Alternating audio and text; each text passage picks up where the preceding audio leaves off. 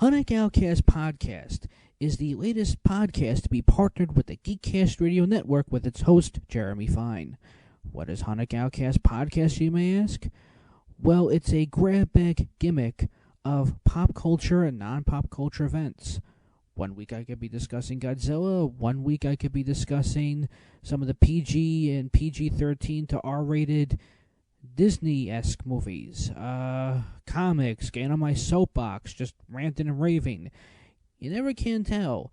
So check me out on iTunes, Hunnic Outcast Podcast, Twitter, Hunnic Outskirt, Facebook.com, Hunnic Outcast Podcast, and of course, syndicated shows section on the GeekCast Radio Network website. Finally, a podcast that will never be questioned, ever. You're listening to the GeekCast Radio Network.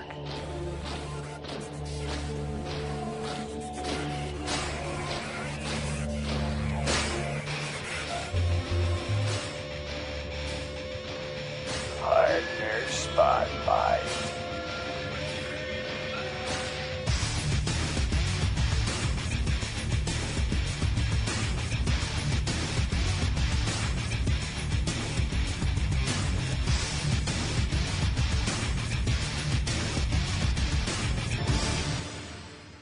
Unleash the geek in you. Hello and welcome to GeekCast Radio. This is episode 72. I am your host, TFG1 Mike.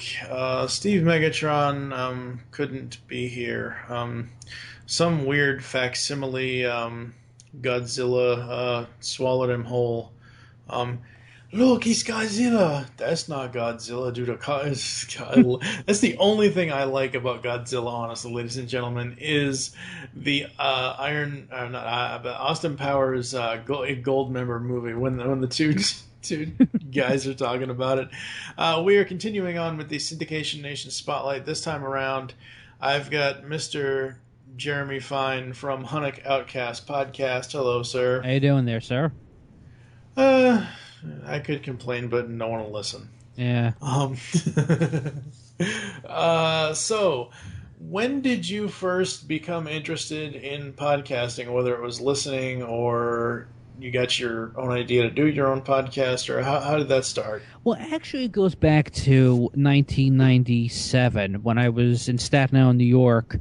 I was near Staten Island Cable, the public access studio, which was CTV. And some friends of mine were trying to put together a show about professional wrestling because we couldn't shut up about it for a while. We were pissed off how after 1995 the WWF turned to crap. So we decided to put together a show on the storylines mainly. You know, and this was going to be cutting edge because you had everybody talking about professional wrestling, but we were going to talk about behind the scenes, not to mention the fact we were near a few independent arenas where we got to meet Rowdy Piper and Duggan and Nikolai Volkov pretty much when their contracts expired with Vince McMahon and with, what WCW, how it turned to crap. They would do a lot of independent circuits. So they would come to the bingo arenas and the fun stations, and it was okay. I mean, my original major in school was drama, then film and communications, but when it wasn't working out too well, because unfortunately with public access television, you had a lot of people that had a lot of ideas, but then after a while, they weren't getting paid for it, so they would just pick up and leave. So I realized the bills were piling. I would try to put together films and make films, but nobody really was interested. So I just transitioned to another major, which was sociology and psychology, but I would keep a minor in English literature and then eventually transition into nursing. But sometime in 2005 or 6, I started to hear about podcasting, how you can make your own independent radio show. And I tried to put it together, but my friends got back together with me, and we tried to do public access work again, and I just tried to do a show that would not deal with professional wrestling because I would hear off camera how one person was interested in Godzilla movies, and another person was interested in, doing voiceover work, and I was like, well, why don't we do a variety show? But then people just like picked up and left. So I put it off for a few years, and then in 2010 or 11, when I was just researching, podcasting again and deciding, okay, who's doing what and why, so I don't step on any toes, GeekCast was the first one that I came across. And for about a year and a half, I was just hooked. I think the first one I was listening to was Tooncast. I think it was probably the Thundercats episode. And and then I started listening to Batman, and as you know, I was hooked on Legends of the Dark Knight podcast. So I wrote a few reviews eventually, and then I was listening to Two Casts Beyond and listening to everything else you guys were doing, and I would subscribe to several other podcasts with GeekCast and non-GeekCast, and I got to guest on a couple podcasts here and there. Well, finally, I decided to say, okay, what can I do that could be original? And Hunnic Outcast Podcast, I figured, let me do a grab bag gimmick. Let me do it where it's variety. Like, sometimes I'll do Godzilla. Sometimes I'll talk about Twilight Zone. Sometimes I'll talk about Batman 66. Stuff that I grew up watching and I could discuss. And it just kind of snowballed into that. Thankfully, the Twilight Zone does not sparkle. Yeah. Well, yes, yeah. Oh God, no. You know what? Thank God that has just died. Poor Robert Pattinson. What happened to him?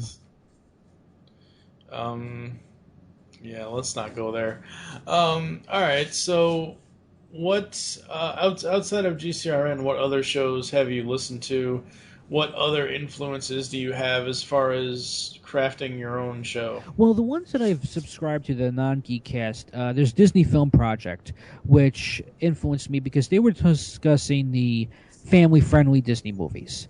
So I would go on their Facebook page and I'd write a couple fan reviews, Wreck-It Ralph and Return to Oz. And they invited me to, I've guested on the Return to Oz and Monsters Incorporated and Lone Ranger and Winnie the Pooh.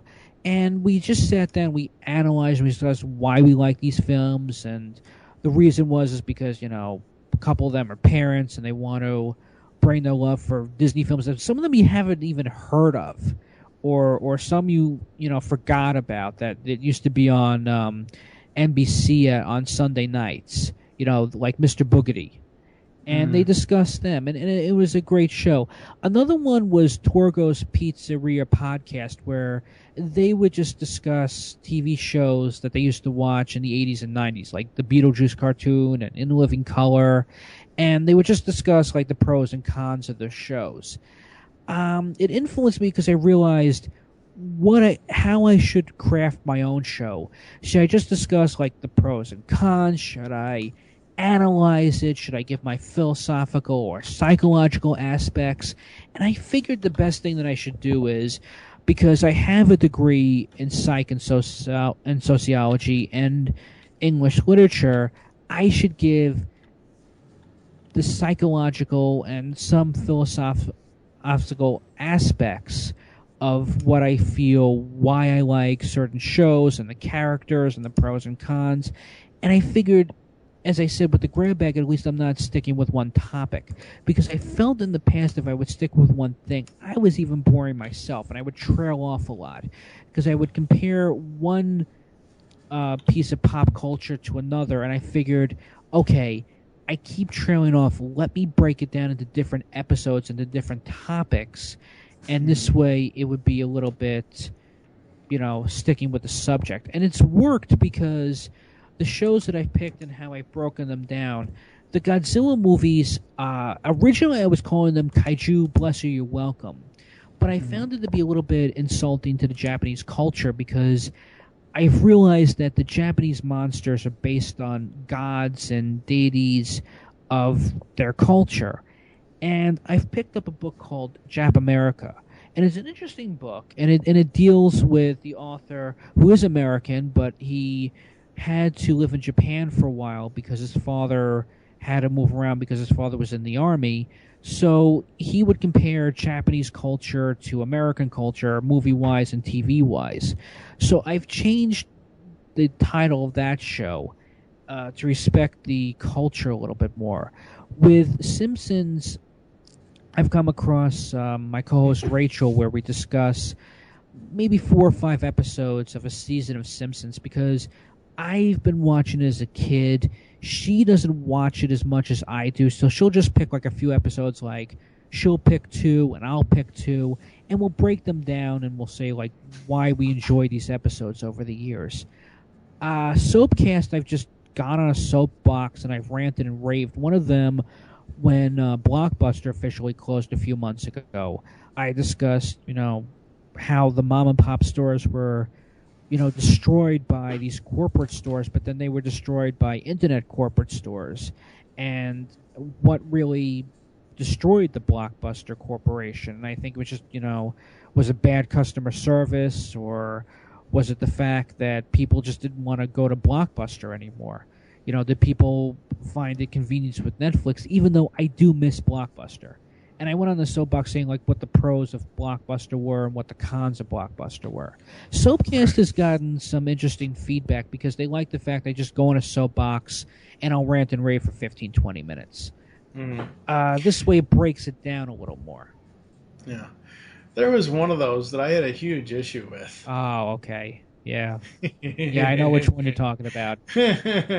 Come on, man. You put Tone Loc and the vice president in Iron Man 3 in a movie with a kid who has a computer. You're telling me that's not a good movie? Come on now. Blank Check was awesome. It's funny because when I was guesting on Disney Film Project, there was a 50-50 chance we were going to be reviewing that movie, but it turned out the bullet was dodged and we ended up talking about Winnie the Pooh. And then a couple of days later, they were going to be talking about Blank Check. And I listened to what they had to say, and I figured, you know what, I got to put in my own 2 cents. But, they, with Disney Film Project, and of course it makes sense, they want to have it with 2 guys and 2 girls, because they've tried it in the past where they've had 3 guys and 1 girl, and unfortunately, it gets to a point where they need variety. They need the female and the male perspective on that, and that makes sense. But and also the family aspect. For me, when I saw Blank Check, I was 16 at the time, and I had to take my cousin because he had to see this movie because he loved Home Alone. But for me, it was a Home Alone knockoff. Yeah, it has Tone Loc. I love him. It's got, I guess, that drop-dead CIA, FBI agent, whatever she is, which, yeah, she was a model, and she has done better work down the road. And, of course, it's got the guy from Barton Fink, who, of course, is Musburger. But the problem with all of that is that I don't care about Brian Bonswell.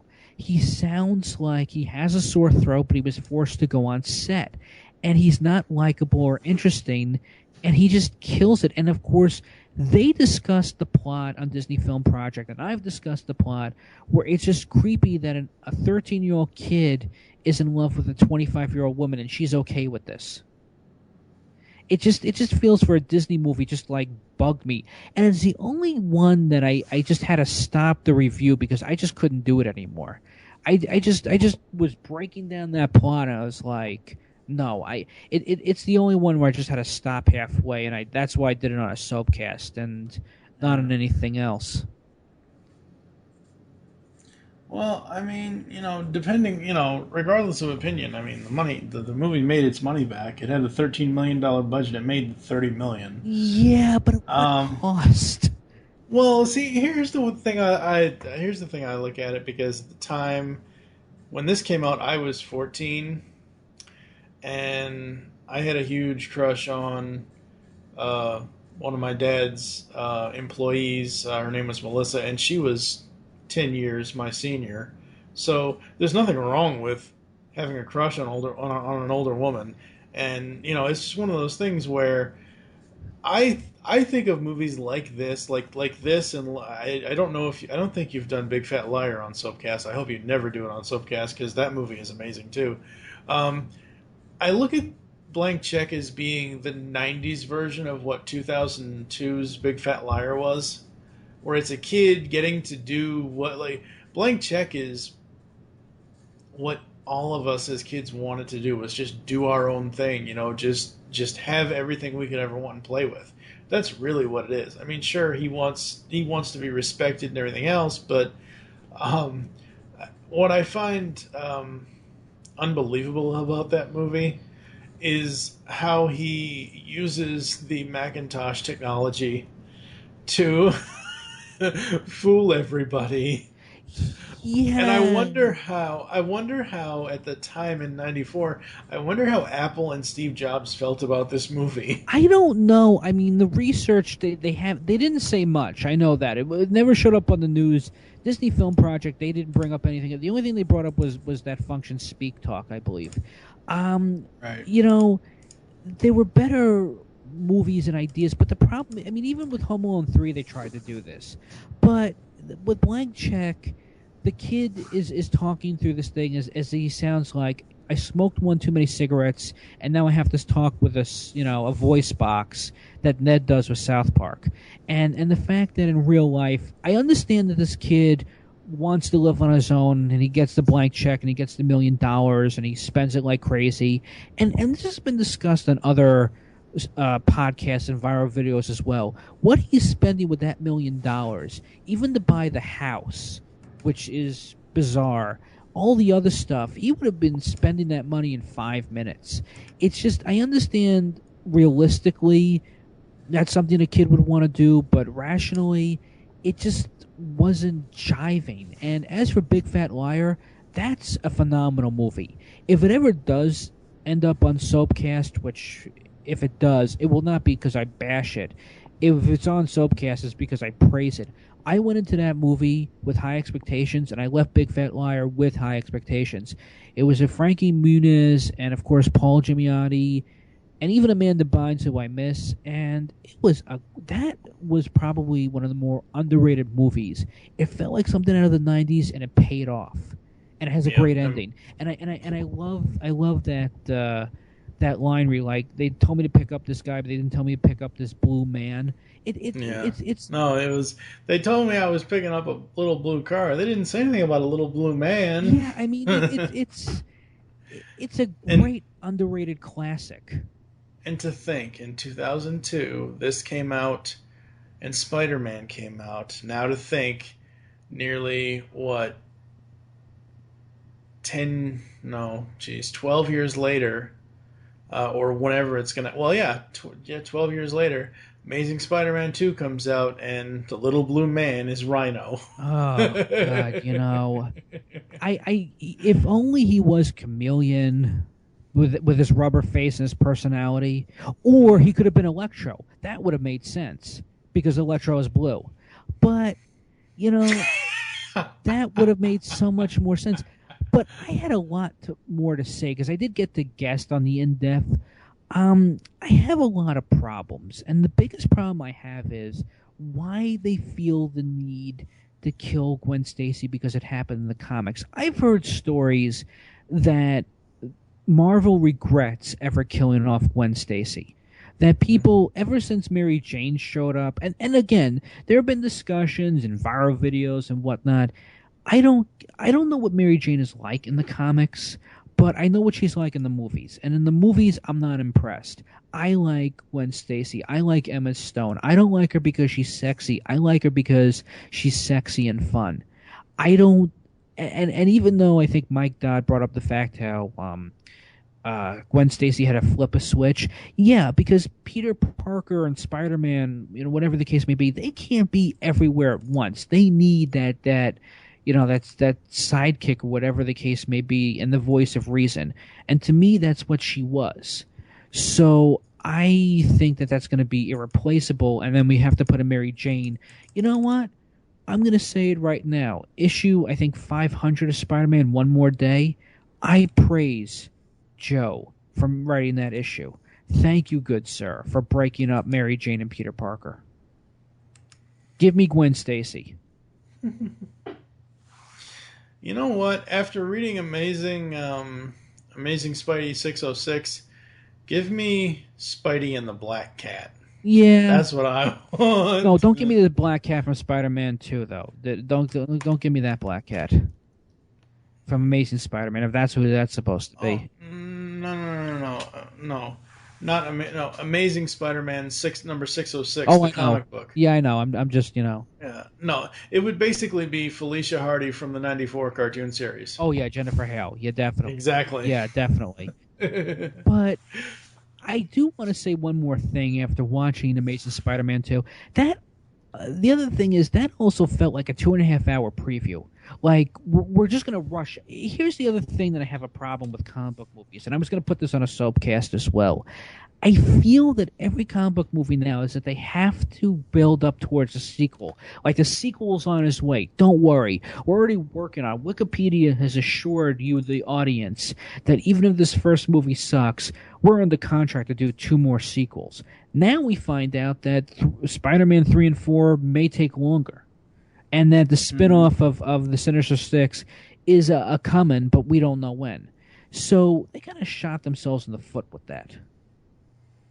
And I feel that this is why kids have ADD. Because it just, all that movie was a 2.5-hour preview. I mean, see, the problem I have with the Amazing Spider-Man films is there's zero continuity with them. I mean, sure, it first film starts off and it's not really that it's zero continuity. It's more so that it's they give us stuff in the trailers and never pay off in the film. Like Amazing Spider-Man 2, all that stuff about Harry and Peter talking more in depth about why Osborn was after him never happened in the movie. It was only in the trailer. Yeah, and that's the other thing too, is that they're doing this with a lot of movies. It's like they're saving it for the deleted scenes because they're so concerned about putting in characters and substance and figuring that everybody is not, even though we're originally watching those trailers, they're more concerned about setting up the sequel.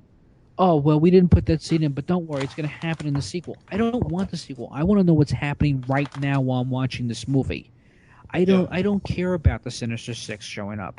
I don't care about, you're bringing in Harry Osborn and Norman Osborn, who are probably the 2 of the most important people in the Spider-Man universe, and you just throw them aside. And not only that, as much as people have problems with James Franco, he had more personality than this guy who's playing Harry. I just don't feel anything for this one. And as Chris Cooper, or, he's a great character actor. It would have been interesting to see him. I know people love Willem Dafoe. I would have liked to see what Chris Cooper could have done as Green Goblin. Yeah, as Norman Osborn specifically, I think Cooper does a slightly better job than Dafoe. I don't know. The whole thing with Willem Dafoe is that stupid mask. The Power Rangers mask, which unfortunately I feel they should have used makeup. They could have done something. All right, so what are you hoping to accomplish out of Hunnic Outcast Podcast? Well, pretty much just still trying to gain an audience. As I said, I enjoy the grab bag gimmick. I hope to accomplish at least what I'm taking each and every episode, whether I'm discussing Godzilla movies or, other Japanese culture movies, because I'm trying to branch off from Godzilla. There's only about 26 somewhat movies, including the brand new one that just came out. I'm trying to get people into the culture and the society of what Japan is trying to do, because what I love about the book Japan America, the authors brought up something else that's interesting with, even though anime, or at least with Pokemon and Yu-Gi-Oh, there are card toy-esque commercials, toyetic. He does bring up something like Spirited Away. He loves the fact that it's not something like Shrek, where they're so concerned about pop culture references or trying to talk in today's lingo. They're trying to tell a story. And I'm trying to branch off from a Godzilla movie and talk about other Japanese movies that I'm starting to appreciate, and trying to tell people what's out there and what else could come from Japan. Movie-wise, TV-wise, history-wise, with Soapcast, I try to accomplish just something that I don't think could be done, which is an articulate rant. It's not easy, but I try not to just go up there and rant and rave like a complete and utter lunatic. What my points are trying to go across. With something like The Mouse That Roared, as I said, Disney Film Project, they like to do family friendly, which is great. I'm trying to do the non-family friendly so much, like the PG-13 and the rated R, like the affiliates. And with something like Shut Up and Take My Money, which is another show I'll be working on down the road, reviewing stuff that I'm just making insane purchases and why. Like, as you know, Batman 66 is finally coming out on Blu-ray DVD, and there's that special limited edition set where we're going to get the Hot Wheel Batmobile and trading cards and whatnot. And, of course, the set is $189. Well, I'm going to justify why I want to spend that money and review it. And also with the Batman 66 action figures, like, they came out with an Egghead action figure. I bought that figure and justify why I bought it. And my review system, of course, is like 0 to 2, it's going on eBay. 2.5 to 3.5. May have had a little buyer's remorse, but I'll deal with it. And 3.5 to a 5 would be Shut Up and Take My Money. And for the Egghead action figure right now, I think it's going to be a solid 5 out of 5 because it is Vincent Price, and there is a lot of love that goes into that action figure. The articulation, the design of the suit. It's not just hard plastic. With toys back, this is a toy that you don't want to take out of the box. This is a toy that you really want to keep in the box and preserve. And there's a lot of detail towards his suit and the face paint, as well as another action figure I picked up, the Brain Gremlin from Gremlins 2. I have not taken that out of the box. The way the paint job is done, the accessories that the action figures come with the Brain Gremlin, the brain hormone test tube, and the Book of Civilization. These are things that I want to hold on to, and these are the collectibles and the justifications of whether or not they should be kept or go on eBay. And the final one that I'm going to be discussing is a Star Wars Disney playset where it's Mickey Mouse as Luke Skywalker, Pete as Boba Fett, and he's inside the Sarlacc pit because he's so fat he can't get in. Minnie Mouse, she is Leia and the slave costume, and Goofy, of course, is Han Solo, and Pluto is Chewbacca. And this was a Disney World exclusive because this is when, Lucasfilm was sold to Disney. So I enjoy that little. That's also something that's going to be reviewed. As for any other podcast that I try to break down and discuss, it's just going to be not just thoughts and opinions, justifications to get more people into said culture, because it's not just the 21st century to me is more about acceptance. It's bizarre that back then, and people have asked me, what is Hunnic Outcast? And back in 1997, I was friends with someone who was into the goth culture. So we tried to put together this magazine on the culture, and I came across a thesaurus on strange, and the word Hunnic came up.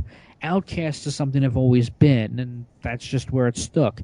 As for outskirt, he just showed me parts of Staten Island that I didn't even know existed. So that's pretty much where that all comes from. But it's just that since the comic book conventions weren't so big in the 90s, they've become bigger now, especially since there's corporate and non-corporate. So it's just helping people understand why we love comic books. It's not just because of collecting toys. It's how artistic we've become. And I feel that that's pretty much how to send the message. It's not just something like Big Bang Theory. Well, I have this play set, I'm going to keep it on my shelf for years. No, there's a reason why of what inspired me to watch Batman, what has inspired me to try to write my own Batman comics, what has tried to inspire me to draw, and so on and so forth. Yeah, absolutely. All right. Let's see here. What do you have coming up in the next couple of weeks for the show? Well, tried to do a theme month, which worked pretty well. I have come across a co-host, Wyatt Jones, who also shares a love with Japanese culture and non. So we actually put together a giant robot month, and we discussed the Transformers movie that came out, and we did a Bayformers versus Transformers. We've discussed the Ultraman TV series. We also discussed, since July 23rd was Batman Day, we discussed 37 of my favorite Batman villains, mainly because for this year, I'm 37 years old. So I'm playing with the 37 gimmick. But for the month of August right now, I'm going back to discussing a Japanese monster that seems to have some great public relations. He's a friend of all children, and on Mystery Science Theater 3000, he's a turtle that's really neat, a turtle that's made of meat, Gamera. And we were discussing the Gamera movies of the 1990s that people kind of forgot about, because when they think of Gamera, they think of the Gamera movies on MST3K. And we will be discussing the non-riff Gamera movies, but there are three of them that came out in 1996, 1997, and 1998. Although in Japan they came out in 95, here they came out in 96, 97, and 98, but they're on Blu-ray, and they're reasonably priced. And they're actually, even though Godzilla's gotten a reboot, Gamera may get a reboot in 2015, and he got one in 1996, and they're pretty good movies. So we're going to be discussing those, and in September, Toho is releasing several movies on Blu-ray, including Rebirth of Mothra, which back then, and by back then I mean a few months ago, the third Rebirth of Mothra movie was out of print, and it was being sold on eBay for insane prices. Now it's being released on Blu-ray. We've decided to put together a Mothra month, and we're going to be discussing the original Mothra, Godzilla vs. Mothra, Rebirth of Mothra, and of course the reboots of the 90s Battle for Earth and All Monsters Attack. For October, we haven't really decided so much yet, but we do think we're going to be doing, for Howl Week, which is something I tried to do last year, where I took a week and I decided to discuss the Scary Stories trilogy of the 80s. This year, I think I'm going to do another zombie month and probably discuss the Marvel Zombies comic book series and the Return of the Living Dead novelization of the movie, which is much different than the Return of the Living Dead movie that we saw in the 80s. There are two different versions, and you're going to hear the non-comedic version of that. So, and in 2015, we will be discussing the original Gamera movies if they are coming back. If not, we still have we discussed Mechagodzilla because that one was out of print, but we are going to be discussing the other Mechagodzilla movies that have been around, and Astro Boy, and we got a plenty of good stuff coming in a few months. So, are you going to be watching the FXX million-hour marathon of The Simpsons? Oh, of course. You see, here's where it gets complicated. I have Verizon. We had Comcast, and now we have Verizon. I don't know. We have literally 1,000 channels, and then they become double and triple, and then we get music stations. I'm hoping, if not FXX on cable, I'll get the app. I have the DVD sets. I love the audio commentary. I have not spoken to Rachel since May or June. Unfortunately, I don't know how she feels, because I will be watching, and I'll probably be reviewing the Simpson episodes solo.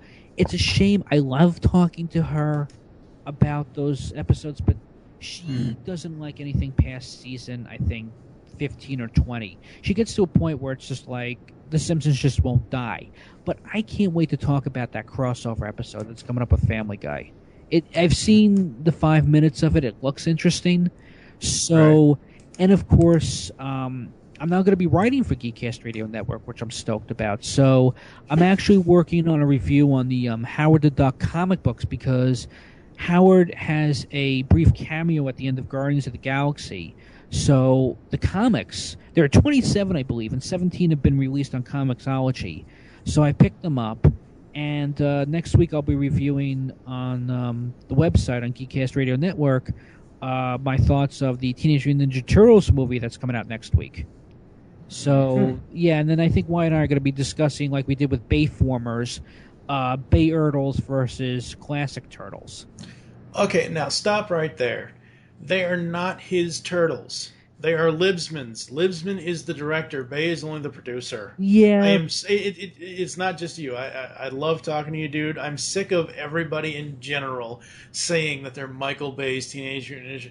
If they were Michael Bay's Teenage Mutant Ninja Turtles, he would have a giant sign under him saying Director. His company is just producing the thing.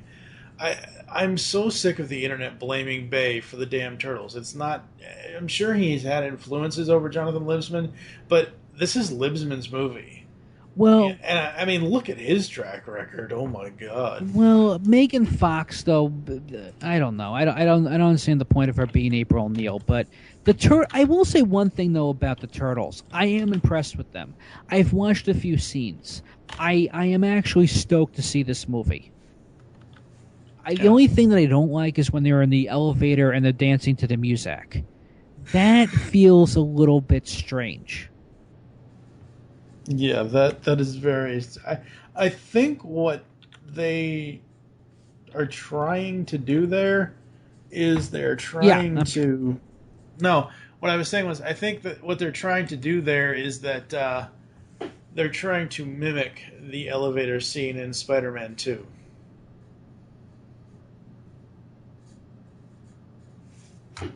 Hello? But Hello? I still got my ticket, yeah. Yeah, I'm here. What I was saying was I think what they're trying to do is they're trying to mimic the scene from Spider-Man 2 in the elevator. Possibly, but I am impressed with Splinter, as I said. I'm very impressed with Splinter. And... Right. Will Arnett, I'm sorry, I'm just not a fan of his. I've tried to get at him, and Whoopi Goldberg, I mean, what is she doing in this? And she is Bernadette Thompson. Yeah, but come on. I mean, she would have worked better as Irma. And... No, what? I don't know about that, but okay. Or maybe Megan Fox. But I'm sorry, Megan Fox, after what she said about Spielberg, and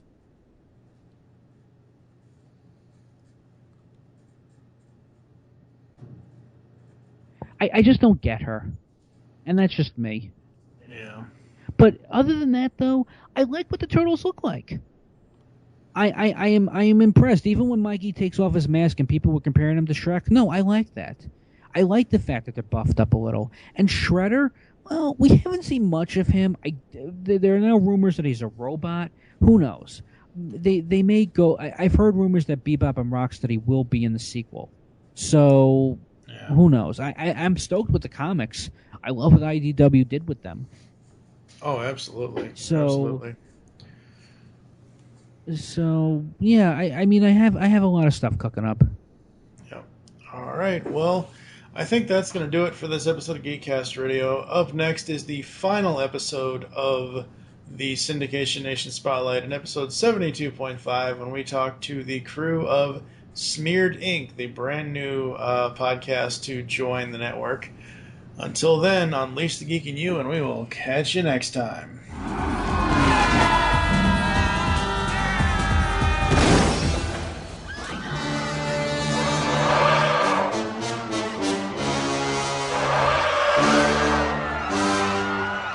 Run! It's Godzilla! It looks like Godzilla, but due to international copyright laws, it's not. Still, we should run like it is Godzilla! Though it isn't.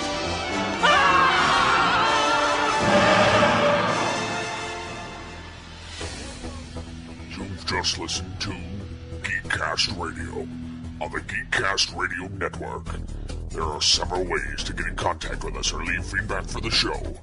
First, visit the website, geekcastradio.com, where you can comment on all of our different podcasts. Second, you can rate our show and leave us feedback in iTunes. Third, follow us on Twitter at GeekCast Radio. Fourth, become a fan on Facebook. Go to facebook.com/GeekCast Radio. call the voicemail line 502-526-5821. Please remember to tell us the show you are leaving the message for and your name. So until next time, unleash the geek in you.